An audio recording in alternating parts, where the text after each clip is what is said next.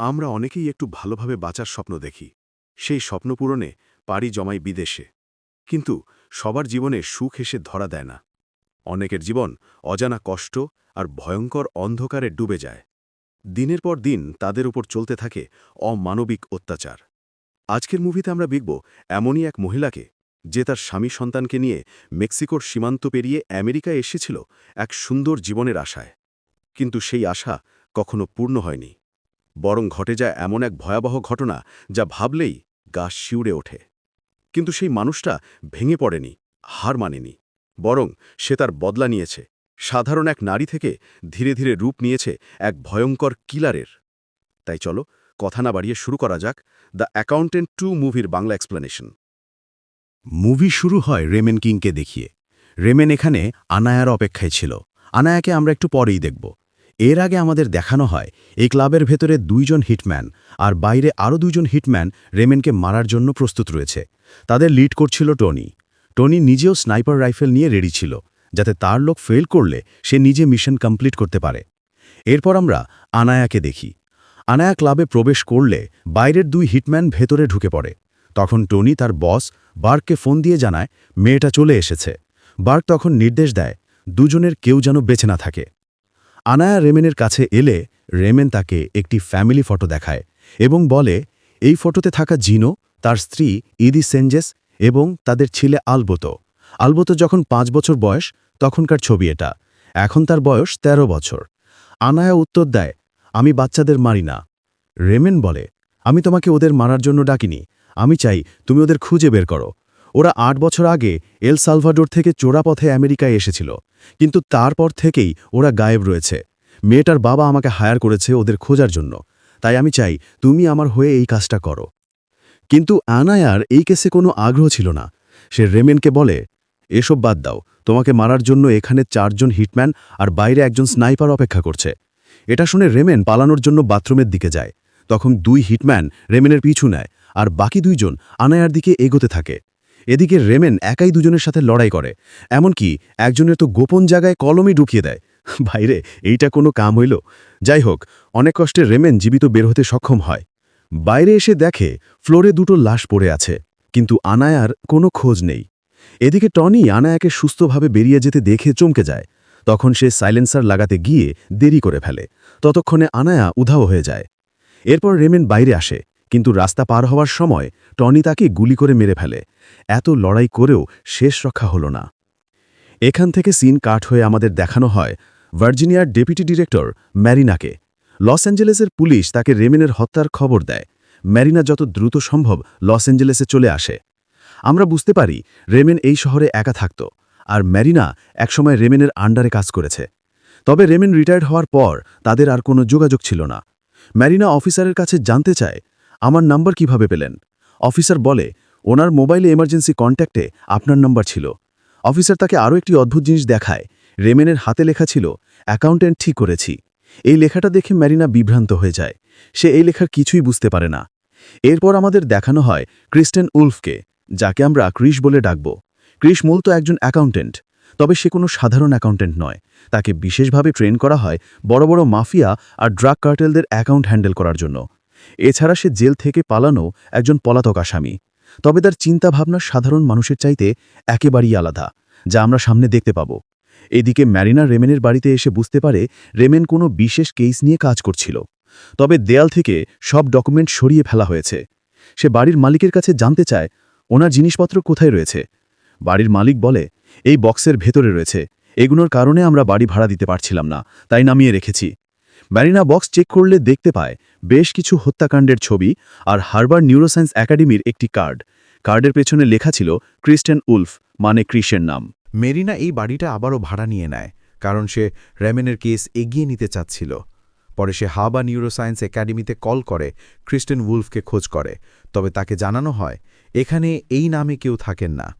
তবুও মেরিনা রিসেপশনিস্টকে খোঁজ করতে বলে। তখন আমরা দেখতে পাই এক অল্পবয়সী মেয়ে মেরিনার কল হ্যাক করে মেরিনার সব কথা শুনছিল এবং কল ট্রেস করে তার এক্স্যাক্ট লোকেশন বের করে ফেলে। এদিকে রিসেপশনিস্ট বিরক্ত হয়ে মেরিনার কল কেটে দেয়, তবে মেরিনা তার কাজ চালিয়ে যায়। রেমেনের রেখে যাওয়ার সূত্র থেকে কিছু বোঝার চেষ্টা করে, তবে খুব একটা বুঝতে পারে না। তখন সেই ছবিটা দিয়ে শুরু করে যেটা রেমেনের সাথে ছিল। এদিকে বার্গ টনির ওপর রেগেছিল। সে বলে, তোরা 5 জন প্রফেশনাল হিটম্যান একটি মেয়েকে মারতে পারলি না। টনি বলে, তোমার কি মনে হয় মেয়েটা বুঝতে পারেছে আমরা ওকে মারতে গিয়েছিলাম? বার্গ বলে, না। টনি বলে, তুমি কিভাবে বুঝলে? বার্গ কিছুটা শান্ত কণ্ঠে বলে, কারণ আমরা এখনও বেঁচে আছি। ও যদি বুঝতে পারত তাহলে আমাদের কাউকে বাঁচিয়ে রাখত না। টনি বলে, তাহলে নিশ্চিন্তে থাকো, ও হয়তো সবকিছু ভুলে গেছে। তখন বার্গ তার পিছনের একটি ঘটনা বলে, কয়েক বছর আগে 3 জন ড্রাগ ডিলারের সাথে তার একটি ডিল হচ্ছিল। তখন হঠাৎ করে আনায়া আসে।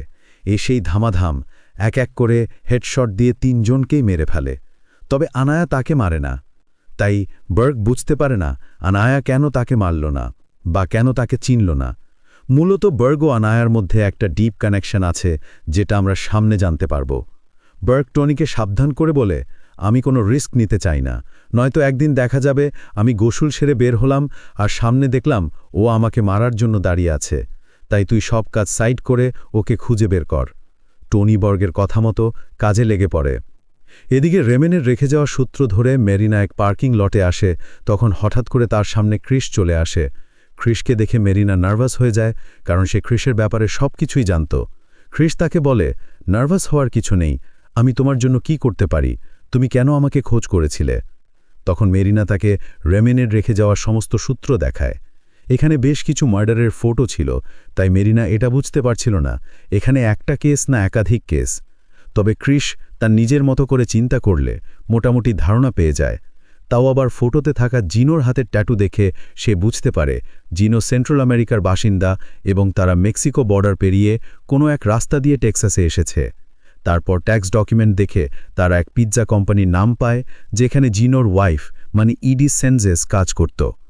পরে তারা সেই পিৎজা কোম্পানির মালিকের সঙ্গে দেখা করে। তাকে বাইরে থেকে জেন্টলম্যান মনে হলেও ভেতরে 1 নম্বরের হারামি ছিল। আপাতত আমরা তাকে সম্মান দিয়ে ইতর ডাকব। ইতরটা বলে, ইডিস নামক কেউ এখানে কাজ করে না, অতীতেও কেউ করেনি। তবে খ্রিস্টি কি বুঝে ফেলে ইতর মিথ্যা বলছে এবং সে কিছু একটা লুকাচ্ছে। তখন ক্রিস ইতরটাকে ইচ্ছামতো পিটানি দেয়। তার বডিগার্ড আসলে তাদেরও লক করে দেয়। কথায় আছে না, মায়ের উপর ওষুধ নাই। পরে ইতরটা পিটানি খেয়ে টমাস নামক এক দালালের নাম বলে এবং তাকে কোন হোটেলে পাওয়া যাবে সেটাও বলে। সেই বলা বলল, শুধু শুধু মার খেয়ে বলল। পরে দেখা যায় ক্রিসের এই মারধরের ধরন মেরিনার মোটেও পছন্দ হয় না, কারণ সে নিয়ম মানায় বেশ করা ছিল। এখানে আমরা আরও একটা মজার বিষয় জানতে পারি, সেটা হলো ক্রিস মূলত মেরিনাকে ডেপুটি ডাইরেক্টর পদে চাকরি দিয়েছিল। এটা মেরিনা জানত না, এবং তার কথা মতো তার টিম প্রতিনিয়ত বিভিন্ন দুর্নীতিগ্রস্ত ব্যক্তিদের তথ্য তাকে দিয়ে আসছে। এসব জানার পর মেরিনা কিছুটা কনফিউজড হয়, তবে সে অবাক হয় না, কারণ সে ক্রিসের ক্ষমতা সম্পর্কে ভালোই জানে। তবুও সে ক্রিসকে সাবধান করে বলে, আর কোনো মারপিট হবে না, যা হবে নিয়মের মধ্যে থেকে হবে। ক্রিসও এতে একমত হয়। তবে এখন যেহেতু তাদের এক দালালের পিছে যেতে হবে, তাই তাদের এই কাজে অন্য কারো সাপোর্ট লাগবে। এরপরই আমরা ব্র্যাকসনকে দেখি, যাকে দেখা যায় একটা মেয়ের সঙ্গে বসে গল্প করছিল।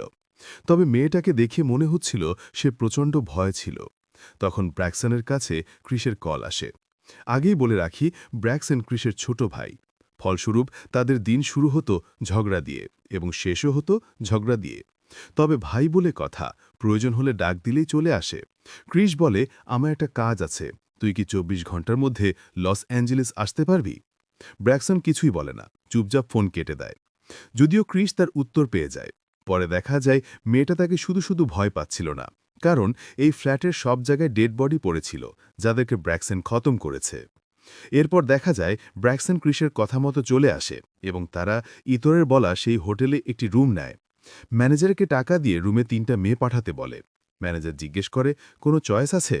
ব্র্যাকসন বলে, একরকম হলেই হবে। মেরিনা নিচে বসে সব কিছু দেখছিল। মেয়েগুলো রুমে আসলে ব্র্যাকসন প্রথমে প্রত্যেককে টাকা দেয়, পরে তাদের টমাসকে ডাকতে বলে। তবে মেয়েগুলো রাজি হয় না, কারণ টমাস খুবই খারাপ মানুষ ছিল। টমাস জানতে পারলে তাদের মেরে ফেলা হবে, তাই তারা ভয় পাচ্ছিল। 2 জন চলে যায়, তবে একজন থাকে এবং ব্র্যাকসনে কাজ করতে রাজি হয় এক শর্তে। মেয়েটা বলে, যদি টমাসকে মেরে ফেলো তাহলে আমি তোমাদের এই কাজ করতে পারি। ব্র্যাকসন স্বাভাবিক কণ্ঠে বলে, ঠিক আছে, ওকে খতম করা হবে। তখন মেয়েটা টমাসকে কল দিয়ে বলে, এখানকার কাস্টমার আমাকে যেতে দিচ্ছে না। তুমি কি আসতে পারো? টমাস জানতে চায় ওরা কয়জন আর দেখতে কেমন। তখন মেয়েটা বুদ্ধি করে এমনভাবে বলে যাতে টমাসের সন্দেহ না হয়। পরে টমাস বলে, ঠিক আছে, আমি আসতেছি। এরপর মেয়েটা এখান থেকে চলে যায়। এর কিছুক্ষণ পরে টমাস আসে, তবে টমাস ভিতরে মেয়েটাকে দেখতে না পেয়ে তার সন্দেহ হয়। তখন টমাস কিছু করার আগেই ব্র্যাকসন তাকে এক ঘুষি মেরে উপর থেকে নিচে ফেলে দেয়। এরপর টমাসকে মেরিনার গাড়ির ডিকিতে ভরে মেরিনা রেগে বলে, তোমরা এসব কি করছো? কোনো চেকপয়েন্টে যদি আমার গাড়ি ধরে ফেলে তখন কি হবে সেটা কি ভেবে দেখেছ? মেরিনার এই চিন্তা দূর করার জন্য ক্রিস তার টিমকে ফোন দেয় এবং বলে, তোমাদের কাছে আমার লোকেশন আছে? ফোনের ওপার থেকে এলিনা বলে, হ্যাঁ আছে। তখন ক্রিস বলে, এই রুটের সকল সিগন্যাল সবুজ করে দাও আর আশেপাশের পুলিশ স্টেশনে মিথ্যা চুরি কমপ্লেন করো, যাতে সব পুলিশ ব্যস্ত থাকে যতক্ষণ না মেরিনা তার বাসায় চলে যায়। বলার সঙ্গে সঙ্গে মেরিনা লক্ষ্য করে সকল রেড সিগন্যাল সবুজ হয়ে গেছে। এটা দেখে সে পুরোই হতবাক হয়ে যায়। ফোনের ওপার থেকে এলিনা বলে, আর কিছু করতে হবে। ক্রিস বলে, রেমেন কিং ক্লাবে কার সঙ্গে দেখা করতে গিয়েছিল সেটা খুঁজে বের করো। ক্রিসের টিমের কাজ দেখে মেরিনা অবাক হয়ে যায়। এরপর আমরা ক্রিসের টিমকে দেখি, যারা সবাই হার্বার্ড নিউরোসায়েন্স একাডেমি স্টুডেন্ট, যাদের হেড ছিল এলিনা। এলিনার কথা মতো সবাই রেমেন কিং সেদিন কার সঙ্গে দেখা করতে গিয়েছিল সেটা বের করার জন্য সিসিটিভি ফুটেজ চেক করা শুরু করে। তখন মেরিনা বলে, হোমল্যান্ড সিকিউরিটিতে আমার পরিচিত এক অফিসার আছে। ও কম্পিউটার সায়েন্সে পিএইচডি করেছে, দুনিয়ার যে কোনো ডেটাবেস খুলতে পারে। ওই রাতে ওখানে শুধু 2টো ক্যামেরা ছিল, যেগুলো চেক করেও কিছুই পায়নি। তাই আমার মনে হয় আমরা সময় নষ্ট করছি। তখন দেখা যায় এলিনা ওই 2টো ক্যামেরা বাদ দিয়েও আরও 3টা ক্যামেরা খুঁজে বের করে। এটা দেখে মেরিনা চুপ হয়ে যায়। বেশ কিছু সময় ফুটেজ চেক করার পর আনায়া এলিনার নজরে যায়, কারণ সবাই ভয় পেয়ে দৌড়াচ্ছিল। তবে আনায়া চুপচাপ ছিল, যেটা তাকে খুঁজে বের করতে সাহায্য করেছে। এখন সমস্যা হলো আনায়ার চেহারা ক্যামেরায় ধরা পড়েনি, কারণ সে ভালো করে জানত কোথায় কোথায় ক্যামেরা রয়েছে। তাই সে নিজেকে লুকিয়ে এখান থেকে বের হয়েছে। তবে দুর্ভাগ্যবশত সামনের রাস্তায় একজনের সেলফি দেশে ধরা পড়েছে, কিন্তু যেই পজিশনে মহিলাটা সেলফি তুলেছে তাতে কোনোভাবেই সেলফিটি দেখা সম্ভব না। তখন তারা মহিলার পরিচয় বের করার জন্য তার ফেস স্ক্যান করে। কয়েক সেকেন্ডের মধ্যেই মহিলার পুরো বায়োডাটা বের করে ফেলে, যার নাম ছিল প্যাম। এরপর তারা প্যামের ল্যাপটপ হ্যাক করে, তবে প্যাম কিছুই বুঝতে পারে না, কারণ তাকে ল্যাপটপের সামনে আসতে দেওয়া হয় না। প্যামকে ব্যস্ত রাখার জন্য তারা প্রথমে টিভির ভলিউম বাড়িয়ে দেয়, তারপর মেশিন চালু করে দেয়, পরে কলিং বেলও বাজায়। এই ফাঁকে তারা তাদের কাজ সেরে নেয়। সেলফিটি খুঁজে বের করে ল্যাপটপ থেকে ইমেল করে নিজেদের কাছে নিয়ে আসে। কাজ হয়ে গেলে ল্যাপটপের স্ক্রিন আগের মতোই রেখে দেয়, ফলে প্যাম কিছুই টের পায় না। বন্ধুরা, তোমরা কিছু বুঝলা? এখন পার্সোনাল বলতে কিছুই নেই। ঘরে বসেই চুরি করা যায়, শুধু আঙ্গুল ব্যবহার করলেই হয়। যাই হোক, এখানে কারো পার্সোনাল ডাটা ঘাটাঘাটি করায় মেরিনা রেগে যায়। তবে এলিনা তার কাজ চালিয়ে যায়। পরে তারা সেলফি থেকে আনায়ার ফটো নিয়ে ইন্টারপোল ডাটাবেজে চেক করতে থাকে। তখন আনায়ার ক্রিমিনাল রেকর্ড দেখে সবাই হতবাক হয়ে যায়, কারণ আনায়া কোনো ছোটখাটো কিলার না। এখন পর্যন্ত বিভিন্ন দেশে বহু পাওয়ারফুল ব্যক্তিকে সে হত্যা করেছে। মেরিনা বুঝতে পারে না রেমেন ইডিস সেঞ্জেসকে খোঁজার জন্য এমন কারো সঙ্গে কেন দেখা করবে যে এতগুলো মার্ডার করেছে। তখন ব্রাকসন বলে, আসলে এই সব লোকগুলোকে ও মারেনি, এই দুজনকে ছাড়া বাকিগুলোকে ও মেরেছে। মেরিনা বলে, তুমি কিভাবে বুঝলে? ব্রাকসন বলে, এমনি ধারণা করেছি। মূলত এই দুজনকে ব্রাকসন নিজে মেরেছে। এটা বুঝতে পেরে মেরিনা রেগে তাদের থেকে আলাদা হয়ে যায়। বাকি ইনভেস্টিগেশন সে একাই করবে। ক্রিস তাকে বোঝানোর চেষ্টা করলেও লাভ হয় না। এরপর মেক্সিকোর সীমান্তবর্তী এলাকা হুয়ারেজের একটি জায়গা দেখানো হয়, যেখানে অ্যালবোতোকে আটকে রাখা হয়েছে। তবে এখানে শুধু অ্যালবোতো একা ছিল না, আরও অনেক ছোট বড় বাচ্চাকে আটকে রাখা হয়েছে। এদিকে মেরিনা টমাসকে অ্যাটর্নি জেনারেল অফিসে নিয়ে আসে। তাকে এখানে প্রেশার দিয়ে সত্যটা বলতে বাধ্য করা হয়। টমাসের কাছে কোনো রাস্তা না থাকায় সে ফটো দেখে ইডিস সেঞ্জেসের ব্যাপারে বলতে শুরু করে। টমাস বলে, ওকে 5 বছর আগে আমার কাছে পাঠানো হয়েছিল, তবে ও কোনো কাজের ছিল না, তাই ওকে ক্লিনার হিসেবে রাখা হয়েছিল। কিন্তু বছর 4 আগে ওর কার অ্যাক্সিডেন্ট হয়। অ্যাক্সিডেন্ট খুব গুরুতর ছিল, ফলে ও আমাদের কোনো কাজের ছিল না। পরে ওর সাথে কি হয়েছে আমি জানি না। ঠিক সেই মুহূর্তে দেখা যায় টনি পাশের বিল্ডিং থেকে একে একে টমাস আর তার উকিলকে শ্যুট করে মেরে ফেলে। মেরিনা একটুর জন্য বেঁচে যায়। টনি তার কাজ ছেড়ে চুপচাপ চলে যায়। এরপর দেখা যায় মেরিনা সোজা সেই হাসপাতালে আসে যেখানে ইডিস সেঞ্জেসের ট্রিটমেন্ট হয়েছিল। তবে এখানকার চিফ ডাক্তার তাকে কোনো সাহায্য করতে রাজি হয় না। মেরিনা তখন বুদ্ধি খাটিয়ে কোনোভাবে ডাক্তারকে রাজি করায়। পরে ডাক্তার তাকে ইডি সেনজেসের ট্রিটমেন্ট চলাকালীন ভিডিও দেখায়। মূলত 4 বছর আগে এক লম্পট তাকে রেপ করার চেষ্টা করে। তখন সে কোনোভাবে নিজেকে ছাড়িয়ে গাড়িতে করে পালানোর চেষ্টা করে। প্রচণ্ড ভয়ে পার্কিং লট থেকে বের হওয়ার সময় তার ভয়াবহ অ্যাক্সিডেন্ট ঘটে। সেই বেঁচে গেলেও তার পুরো শরীরে মারাত্মক ক্ষতি হয়। তবে অদ্ভুত ব্যাপার হল, পরবর্তীতে তার শরীর খুব দ্রুত ঠিক হতে থাকে আর তার ব্রেন অত্যন্ত শক্তিশালী হয়ে যায়। কিন্তু তার অতীতের সমস্তই স্মৃতি মুছে যায়। ডাক্তার এটাকে এক ধরনের মিরাকল বলে। শুধু ব্রেনই নয়, ইডি সেনজেসের শারীরিক দিকেও অনেক পরিবর্তন আসে। সে ধীরে ধীরে অনেক মারমুখী হয়ে ওঠে। ফলে একদিন হাসপাতালের সিকিউরিটিকে খুব বাজেভাবে মেরে তার বন্দুক নিয়ে পালিয়ে যায়। এখানে ইডি সেনজেসের চেহারা দেখে মেরিনা কিছুটা চমকে ওঠে, কারণ ইডি সেনজেসের চেহারা আনায়ার সঙ্গে অনেকটাই মিলে যায়। ডাক্তার যখন মেরিনার সঙ্গে কথা বলছিলেন, তখন এলিনা ডাক্তারের কম্পিউটারে থাকা ইডি সেনজেসের সব ভিডিও কপি করে নেয়। ডাক্তার কিছুই টের পান না। এদিকে ব্রাক্সনের বস তাকে একটি নতুন কন্ট্রাক্ট দেয়। বস যখন ফটো পাঠায়, ব্রাক্সন ফটো দেখে চমকে যায়, কারণ টার্গেট হচ্ছে মেরিনা। তবে কন্ট্রাক্ট ফাইনাল না হওয়ায় তার বস এখনই কিছু করতে বারণ করে, পরে তাকে কনফার্ম করবে। তবে ব্রাক্সন এই ব্যাপারে কৃষকে কিছুই জানায় না। এদিকে ক্রিস ভাবছিল, ইডি সেনজেস এত সমস্যায় থেকেও কেন তার বাবার সঙ্গে যোগাযোগ করেনি। অনেক ভেবে সে বুঝতে পারে, ইডি সেনচেজের ছেলে অ্যালবোতো ওদের হাতে বন্দী ছিল, তাই ছেলের নিরাপত্তার জন্য বাধ্য হয় ওদের সব নির্দেশ মেনে চলতে। ঠিক তখনই ক্রিস লক্ষ্য করে ব্রাক্সনের মোবাইলে মেরিনাকে মারার কনফার্ম মেসেজ এসেছে। ব্রাক্সন ঘুমিয়ে থাকায় ক্রিস সেটি দেখে ফেলে। তখনই সে মেরিনাকে বাঁচাতে বেরিয়ে পড়ে।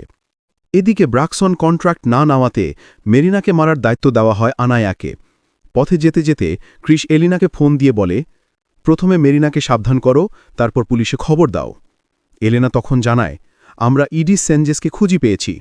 আর একটা বিষয়, রেমেন কিংকে এজন্য মারা হয়নি যে সে ইডি সেনজেসকে খুঁজছিল, বরং এজন্য মারা হয়েছে কারণ সে ইতিমধ্যেই ইডি সেনজেসকে খুঁজে পেয়েছিল। তখন ক্রিস এলিনাকে বলে, এখন আমাদের ইডি সেনজেসের ছেলে অ্যালবোতোকে খুঁজতে হবে। ওকে হুয়ারেজের এক জায়গায় বন্দি করে রাখা হয়েছে। এলিনা তখনই অ্যালবোতোকে খুঁজতে শুরু করে। এদিকে আনায়া মেরিনাকে মারার জন্য রুমে ঢুকে পড়ে। এলিনা ফোন করে মেরিনাকে সাবধান করে, কিন্তু তাতে তেমন লাভ হয় না। আনায়া আর মেরিনার মধ্যে তীব্র লড়াই শুরু হয়। এক পর্যায়ে আনায়া মেরিনার পেটে ছুরি ঢুকিয়ে দেয়। মেরিনা ফ্লোরে লুটিয়ে পড়ে। আনায়া যখন বের হচ্ছিল, তখন তার নজর পড়ে সেই ফটোর দিকে। ছবিটি দেখে হঠাৎ তার পুরনো স্মৃতি ফিরে আসে। আসলে আনায়া আর ইডি সেনজেস একই মানুষ। ধীরে ধীরে তার সব স্মৃতি মনে পড়ে যায়। ফ্ল্যাশব্যাকে দেখা যায়, মেক্সিকো বর্ডার পার হওয়ার সময় বার্গের গ্যাং তাদের ধরে ফেলে। পরে বার্গ আনায়ারের সামনেই তার স্বামীকে গুলি করে হত্যা করে। তারপর তাকে দিয়ে দেহ ব্যবসা করানোর চেষ্টা করা হয়, কিন্তু তার চেহারা ভালো না হওয়ায় তাকে দিয়ে সেটা হয় না। পরে তাকে দিয়ে ক্লিনারের কাজ করানো হয়। আর তার ছেলে অ্যালবোতোকে বন্দি করে রাখে, যাতে আনায়া বাধ্য হয়ে তাদের সব কথা মেনে চলে। সব মনে পড়ে যাওয়ার পর আনায়ার চোখ বেয়ে অঝরে অশ্রু পড়তে থাকে। ঠিক তখনই ক্রিস চলে আসে। তখন ক্রিস বলে, তুমি ইডি সেনজেস। আনায়া বুক ভরা বষ্ট নিয়ে বলে, আমি আর সেই ইডি সেনজেস নেই। এটা বলেই সে চলে যায়। এদিকে মেরিনা তখনও বেঁচে ছিল। পরে তাকে হাসপাতালে নিয়ে যাওয়া হয়। ওদিকে বার্গ উপর ভীষণ রেগে যায়। সে বলে, কথা ছিল আজই ডেপুটি মেরিনা মারা যাবে, তাহলে এখনও কেন বেঁচে আছে? ব্রাক্সনের বস উত্তর দেয়, আমাদের কন্ট্রাক্ট অনুযায়ী টার্গেট শেষ হওয়া বা যে কন্ট্রাক্ট দেয় সে শেষ না হওয়া পর্যন্ত কন্ট্রাক্ট বহাল থাকে, তাই চিন্তা করো না, তোমার কাজ হয়ে যাবে। তবে বার্গ অনেক ভয়ে ছিল, তাই সে এক ভয়ঙ্কর সিদ্ধান্ত নেয়। টনিকে আদেশ দেয়, তুই এখনই হুয়ারেসে চলে যা, আর ওখানে থাকা সব বাচ্চাদের মরুভূমিতে নিয়ে গিয়ে শেষ করে দে। এটা শুনে টনি প্রথমে থমকে যায়। বার্গ তাকে সতর্ক করে বলে, কোনো প্রমাণ রাখিস না, যাতে কেউ আমার কাছে পৌঁছাতে পারে। টনি বার্গের নির্দেশ মতো হুয়ারেসের উদ্দেশ্যে রওনা হয়। এদিকে ক্রিস ব্রাক্সনের ওপর রেগে থাকে, কারণ সে মেরিনার কন্ট্যাক্টের ব্যাপারে তাকে কিছুই বলেনি। ব্রাক্সন তার ভুল স্বীকার করে ক্ষমা চায়।